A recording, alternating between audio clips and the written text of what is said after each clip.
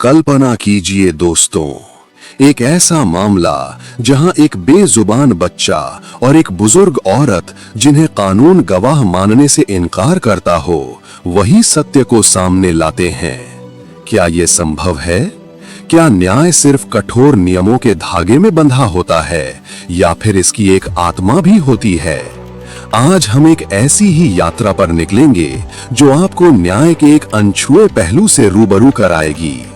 ये कहानी हमारे एक बहुत ही महत्वपूर्ण प्राचीन धर्म ग्रंथ याज्ञवल्क्य स्मृति के सिद्धांतों की गहराई से निकली है, जो सामान्यतः कहानियों के लिए नहीं बल्कि अपने गूढ़ नियमों और विधियों के लिए जाना जाता है। दोस्तों, इस वीडियो को सपने में भी स्किप मत करना। ये कहानी आपके मन में न्याय की एक नई परिभाषा गढ़ देगी। वीडियो को लाइक करें, शेयर करें और चैनल को सब्सक्राइब करना ना भूलें ताकि ऐसी ज्ञानवर्धक कहानियां आप तक पहुंचती रहें। तो दोस्तों, बात है बहुत प्राचीन काल की, जब हमारे देश में न्याय का अपना एक गौरवशाली स्वरूप था। गंगा के रमणीक किनारे पर बसा था एक गांव, ज्ञानधाम। नाम से ही जाहिर है, ये गांव विद्या और धर्म की नगरी थी। यहाँ के लोग न केवल विद्वान थे, बल्कि उनकी न्याय व्यवस्था भी आदर्श मानी जाती थी। गांव के पंच और धर्माधिकारी सभी महाराज विक्रमादित्य के राज्य के अधीन थे और वे न्याय को साक्षात धर्म का रूप मानते थे। ज्ञानधाम में दो परिवार बड़े प्रसिद्ध थे। एक थे धर्मात्मा वैश्य विश्वेश्वर। उनके पास धन संपदा की कोई कमी नहीं थी, पर वे अपनी उदारता, दान पुण्य और परोपकार के लिए अधिक जाने जाते थे। दूसरा परिवार था अत्यंत निर्धन लेकिन बेहद ईमानदार सूतकार श्रीकंठ का। श्रीकंठ और उनका इकलौता बेटा माधव, जो करीब 10 साल का था, एक छोटी सी झोपड़ी में रहते थे। माधव की एक विशेषता थी, वो जन्म से ही गूंगा था। न वो कुछ बोल पाता था और न ही कोई आवाज निकाल पाता था, पर उसकी आंखें और उसका मन बहुत तेज था। विश्वेश्वर अपनी वृद्धावस्था में थे और उनके मन में एक पवित्र इच्छा जागी। वे चाहते थे कि अपने धन का सदुपयोग किसी ऐसे काम में करें जिससे सदियों तक गांव और समाज का भला हो। उन्होंने सोचा कि गांव में एक भव्य धर्मार्थ चिकित्सालय बनवाया जाए, जहां हर किसी को बिना किसी भेदभाव के मुफ्त इलाज मिले। इस नेक काम के लिए उन्हें एक ऐसे शिल्पी की तलाश थी जो न केवल अपने काम में माहिर हो बल्कि धार्मिक और ईमानदार भी हो। उनकी नजर श्रीकंठ पर पड़ी। श्रीकंठ की कला और ईमानदारी की पूरे गांव में मिसाल दी जाती थी। विश्वेश्वर ने श्रीकंठ को बुलवाया और अपना सपना बताया। श्रीकंठ ये सुनकर बहुत खुश हुआ और तुरंत इस महान कार्य में जुट गया। दिन रात एक करके श्रीकंठ ने अपनी पूरी लगन और निष्ठा से काम किया। वर्षों लग गए इस चिकित्सालय को बनने में और यह विश्वेश्वर की सारी जमा पूंजी का निचोड़ बन गया। दोस्तों, चिकित्सालय अब लगभग तैयार था, बस कुछ अंतिम फिनिशिंग का काम बाकी था। एक दिन विश्वेश्वर ने श्रीकंठ को अपने पास बुलाया। उनकी आंखों में संतोष और प्रसन्नता थी। उन्होंने अपने हाथों से एक बेहद खूबसूरत बहुमूल्य रत्न जड़ित हार निकालते हुए श्रीकंठ को दिया और कहा, हे श्रीकंठ, तुमने मेरे सपने को साकार किया है। यह चिकित्सालय केवल पत्थरों का ढेर नहीं बल्कि साक्षात देवत्व का मंदिर है। तुम्हारे इस अविस्मरणीय योगदान के लिए मैं तुम्हें यह हार देता हूँ। इसे तुम अपने वर्षों के परिश्रम का फल समझना। विश्वेश्वर ने बड़े प्यार से वह हार श्रीकंठ के हाथों में सौंपा। ये पल बहुत ही मार्मिक और पवित्र था। उसी वक्त विश्वेश्वर के घर की एक बहुत बुजुर्ग सेविका, जिसका नाम पुण्या था, रसोई के लिए कुछ सामान लेने उसी रास्ते से गुजर रही थी। पुण्या की उम्र 80 साल से ज्यादा थी। आंखों से कम दिखता था, कान भी कुछ बहरे हो चुके थे, लेकिन उसने अपनी आंखों से ये पूरा दृश्य देखा। कैसे विश्वेश्वर बाबू ने अपने हाथों से वह बेशकीमती हार श्रीकंठ को दिया। पुन्या भले ही बूढ़ी थी, पर उसके मन की आंखें अभी भी तेज थीं और वह धर्म के प्रति बहुत संवेदनशील थी। और हाँ, उस वक्त श्रीकंठ का बेटा माधव भी अपने पिता के पास ही बैठा था। उसने भी ये सब अपनी आंखों से देखा था। पर दोस्तों, समय का चक्र कभी एक जैसा नहीं रहता। कुछ ही दिनों बाद धर्मात्मा विश्वेश्वर स्वर्ग सिधार गए। उनके इकलौते बेटे का नाम था धनेश। धनेश अपने पिता के बिल्कुल विपरीत था। वह बेहद लालची और स्वार्थी था। उसे धर्म और परोपकार की कोई परवाह नहीं थी। जैसे ही धनेश ने पिता की संपत्ति संभाली, उसकी निगाह उस बहुमूल्य रत्न जड़ित हार पर पड़ी जो उसके पिता ने श्रीकंठ को दिया था। धनेश को लगा कि उसके पिता ने गलती से इतना कीमती हार एक गरीब सूतकार को दे दिया है। उसे ये हार अपनी पैतृक संपत्ति का अविभाज्य हिस्सा लगा। धनेश ने तुरंत श्रीकंठ को बुलवाया। उसकी आवाज में अहंकार और क्रोध था। उसने कठोर स्वर में कहा, तुमने मेरे पिता से धोखे से ये हार ले लिया है। वह हमारी पारिवारिक धरोहर है। उसे तुरंत लौटा दो, वरना मैं तुम्हें राज दरबार में घसीटूंगा। श्रीकंठ ये सुनकर स्तब्ध रह गया। उसने कहा, धनेश्वर, ये कैसा आरोप है? तुम्हारे पिता ने स्वयं अपनी प्रसन्नता से मुझे ये उपहार दिया था, मेरी वर्षों की सेवा के प्रतिफल के रूप में। मैंने कोई चोरी या धोखाधड़ी नहीं की है। धनेश क्रोध से लाल पीला हो गया। उसने कहा, तुम्हारे पास क्या प्रमाण है? क्या कोई गवाह है? मेरा पिता तो अब स्वर्ग सिधार चुके हैं। श्रीकंठ ने उत्तर दिया, हाँ, जब तुम्हारे पिता ने मुझे ये हार सौंपा था, तब तुम्हारी वृद्धा सेविका पुण्या वहीं से गुजर रही थी और मेरा बेटा माधव भी वहीं था। धनेश मुस्कुराया, एक कुटिल मुस्कान। पुण्या, वो तो 80 वर्ष से ज्यादा की बुजुर्ग हैं। एक तो स्त्री, ऊपर से अंधी और बहरी। याज्ञवल्क्य के स्मृति के अनुसार क्या ऐसी स्त्री का बयान न्यायालय में मान्य हो सकता है? और तुम्हारा बेटा माधव, वो तो सिर्फ 10 साल का बच्चा है और ऊपर से गूंगा। एक गूंगा बच्चा अदालत में अपनी बात कैसे कहेगा? तुम झूठ बोल रहे हो। दोस्तों, ये मामला अब छोटा नहीं रह गया था। धनेश ने श्रीकंठ को गांव की पंचायत में घसीट लिया। श्रीकंठ की एकमात्र आशा थी पुण्या और उसका गूंगा बेटा माधव। पंचायत की चौपाल में न्याय सभा सजी। धर्माधिकारी, जो याज्ञवल्क्य के स्मृति के गहन ज्ञाता थे, अपने आसन पर विराजमान थे। धनेश ने अपना पक्ष बड़ी चतुराई से रखा। उसने कहा कि श्रीकंठ ने उसकी अनुपस्थिति का फायदा उठाया है, दिवंगत पिता के सीधे साधे स्वभाव का दुरुपयोग किया है और हार चुरा लिया है। जब श्रीकंठ की बारी आई, उसने पूरी घटना बयान की और कहा, मेरे 2 चश्मदीद गवाह हैं, विश्वेश्वर के घर की वृद्धा सेविका पुण्या और मेरा 10 वर्षीय पुत्र माधव। धर्माधिकारी ने सिर हिलाया। वे जानते थे कि याज्ञवल्क्य की स्मृति गवाहों की योग्यता पर विशेष ध्यान देती है। दोस्तों, हमारे प्राचीन धर्मशास्त्रों में गवाहों की योग्यता के लिए कड़े नियम थे, ताकि कोई झूठ या भ्रम की स्थिति न हो। याज्ञवल्क्य की स्मृति के दूसरे अध्याय, व्यवहार अध्याय के 68वें श्लोक में स्पष्ट कहा गया है, स्त्रियः बालास्तथा वृद्धाः कित्वा मत्तोन्मत्तादयः न साक्ष्यं प्रतिपादयन्ति।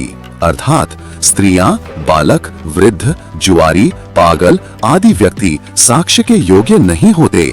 धर्माधिकारी ने धनेश की ओर देखकर कहा, पुण्या 80 वर्ष से अधिक की वृद्धा हैं और उनकी दृष्टि तथा श्रवण शक्ति क्षीण हो चुकी है।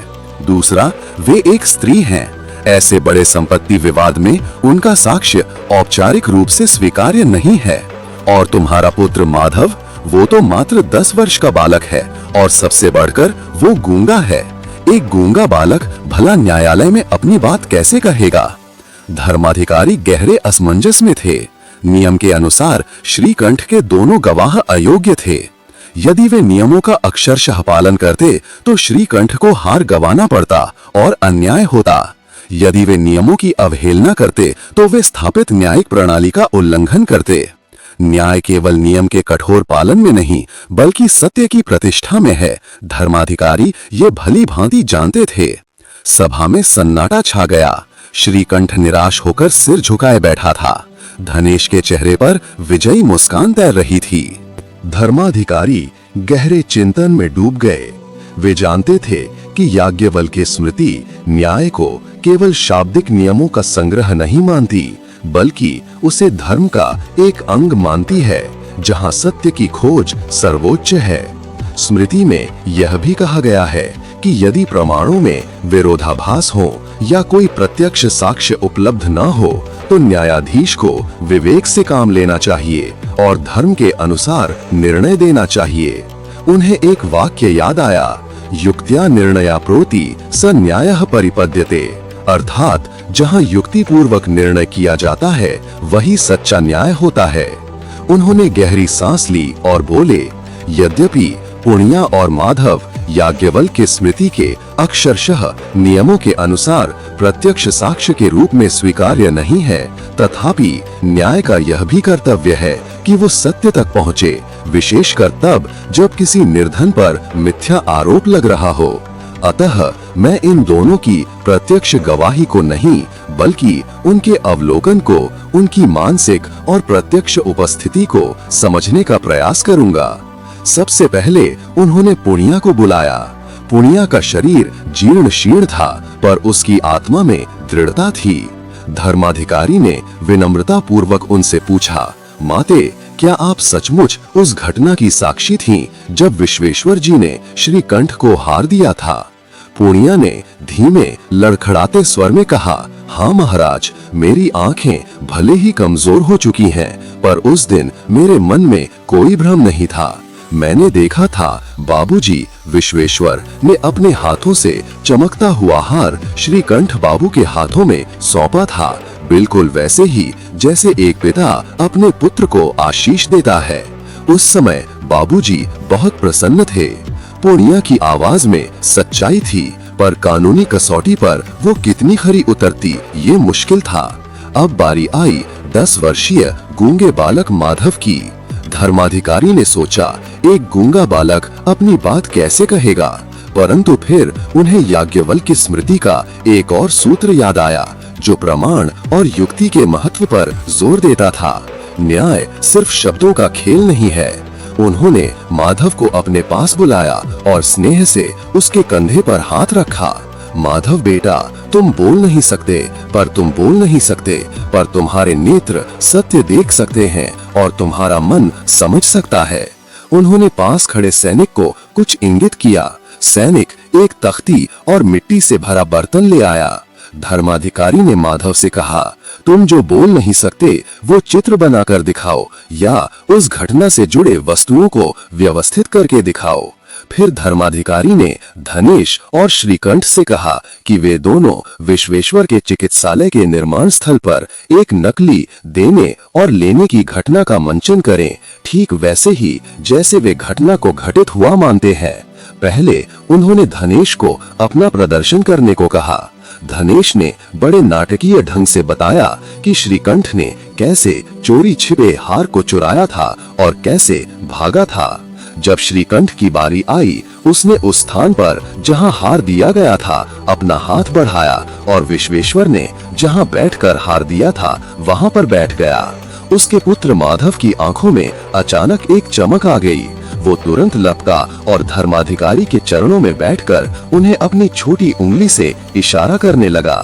क्या तुम मुझे कुछ बताना चाहते हो माधव? धर्माधिकारी ने सहानुभूति से पूछा। माधव ने तख्ती उठाई और अपनी नन्ही उंगली से कुछ चित्र उकेरे।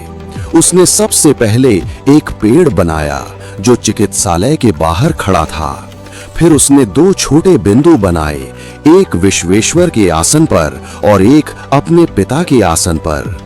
फिर उसने अपनी उंगली से हवा में कुछ घुमावदार निशान बनाए जैसे कोई हार बना रहा हो। सबसे महत्वपूर्ण, उसने एक बड़ा स्पष्ट वी अक्षर विश्वेश्वर के लिए और श्री अक्षर श्रीकंठ के लिए बनाया और फिर दोनों को जोड़कर एक रेखा खींची जिसके अंत में उसने हार का चित्र बना दिया। वो ये भी दिखा रहा था कि जब श्रीकंठ को हार मिला तो श्रीकंठ के हाथ नीचे की ओर थे और विश्वेश्वर के हाथ आशीर्वाद की मुद्रा में ऊपर की ओर। ये विवरण इतना सूक्ष्म और व्यक्तिगत था कि कोई चोर ऐसी स्थिति में नहीं हो सकता था। ये एक अद्भुत क्षण था दोस्तों। माधव की आंखों में जो दृढ़ता थी वो सत्य को स्वयं अभिव्यक्त कर रही थी। धर्माधिकारी समझ गए।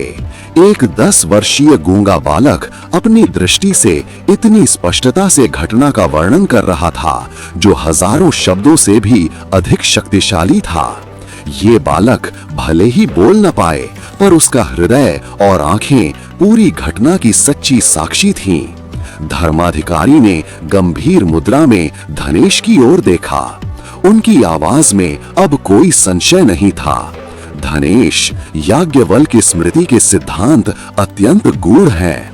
वे केवल अक्षरशः नियमों का पालन करने की बात नहीं कहते, अपितु धर्म की आत्मा को समझने की बात करते हैं। ये सत्य है कि एक वृद्धा स्त्री और एक गूंगा बालक औपचारिक रूप से साक्ष्य नहीं दे सकते, किंतु न्याय का अर्थ ये नहीं कि हम सत्य की आंखों को भी बंद कर दें। पुण्य की पवित्रता और माधव की निर्दोष अभिव्यक्ति ने, भले ही वे प्रत्यक्ष साक्षी न हो, उस घटना की सच्चाई पर ऐसा प्रकाश डाला है जिसे मैं अनदेखा नहीं कर सकता। मैं स्वीकार करता हूं कि कानून के कड़े मापदंडों के अनुसार उनका बयान औपचारिक साक्ष्य नहीं माना जा सकता, परंतु उनका प्रत्यक्षदर्शी होना उनके व्यावहारिक क्रियाकलापों की प्रामाणिकता स्थापित करता है। माधव ने अपने चित्रों और भाव भंगिमाओं से वो सब कुछ कह दिया जो वो शब्दों में नहीं कह सकता था। उसकी अभिव्यक्ति में कोई झूठ, कोई स्वार्थ नहीं है। पुण्या ने अपने वृद्ध शरीर के बावजूद जो निष्ठा और स्मरण शक्ति दिखाई वो भी साधारण नहीं है। ऐसे अवसरों पर राजा या धर्माधिकारी को अपने विवेक का उपयोग कर सत्य को जानना चाहिए। याज्ञवल्क्य की स्मृति स्वयं ये संकेत करती है कि न्यायाधीश को युक्ति और प्रत्यक्ष तथा अनुमान पर आधारित सत्य को ग्रहण करना चाहिए, खासकर जब साक्ष्य की कमी हो या संदिग्ध हो। धर्माधिकारी ने अपनी आवाज में दृढ़ता भरते हुए कहा, मैं ये निर्णय देता हूँ कि श्रीकंठ निर्दोष है और वो हार ससम्मान उसका है, क्योंकि ये विश्वेश्वर जी का प्रसन्नता पूर्ण दान था। ये निर्णय मैं केवल शब्दों पर आधारित नहीं, अपितु धर्म की सूक्ष्म गति, प्रत्यक्षदर्शी के संकेतों और एक न्यायपूर्ण समाज की स्थापना के सिद्धांत पर आधारित करता हूँ, जैसा कि याज्ञवल्क्य ऋषि ने अपने धर्म शास्त्र में संकेत दिया है। धनेश का मुंह उतर गया। वो समझ गया कि उसका छल सफल नहीं हो सका। श्रीकंठ की आंखों में खुशी के आंसू भर आए। गांव के सभी लोग धर्माधिकारी के इस न्याय की सराहना कर रहे थे। एक वृद्ध महिला और एक गूंगे बालक, जिन्हें सामान्य कानून के तहत गवाह नहीं माना जा सकता था, उनकी सूक्ष्मदर्शी दृष्टि और उनकी मुखर आत्मा ने न्याय की राह खोल दी थी। तो दोस्तों, ये थी वो अनसुनी कहानी जो हमें सिखाती है कि सच्चा न्याय सिर्फ किताबों के नियमों तक सीमित नहीं होता, बल्कि ये मानवीय विवेक, अंतर्ज्ञान और सत्य को परखने की गहरी समझ पर आधारित होता है। हमारे प्राचीन ऋषि मुनियों ने हमें केवल कठोर नियम नहीं दिए, बल्कि उन नियमों के पीछे छिपे धर्म और न्याय के मर्म को भी समझाया। याज्ञवल्क्य की स्मृति जैसे ग्रंथ हमें केवल कानून नहीं सिखाते, बल्कि जीवन के प्रति एक सम्यक दृष्टि का भी पाठ पढ़ाते हैं। कैसी लगी आपको ये कहानी दोस्तों? मुझे कमेंट करके जरूर बताना। क्या न्याय के इस अनूठे पहलू पर आपने पहले कभी सोचा था?